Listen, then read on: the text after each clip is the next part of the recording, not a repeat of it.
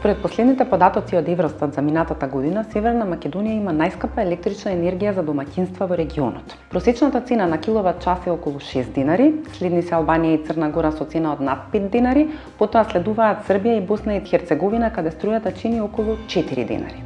За споредба и граѓаните на Унгарија, која е членка на Европската унија, плаќаат пониска просечна цена од нас или околу 5 динари. И покрај тоа што сме лидери со високи цени, струјата од јануари поскапе во просек за 0,92%, а граѓаните се пожалија на високите сметки.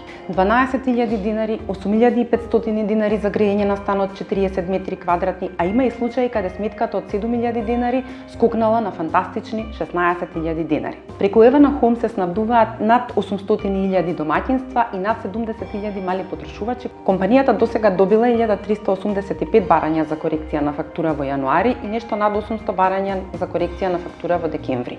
Но сепак граѓаните ќе мора да ја платат прво сметката, а потоа ќе им бидат рефундирани средства. Особено интересна ставка во сметката за струја е онаа за пренос и дистрибуција на електрична мрежа, која некогаш речиси идентична и со сумата на потрошена енергија во домаќинството.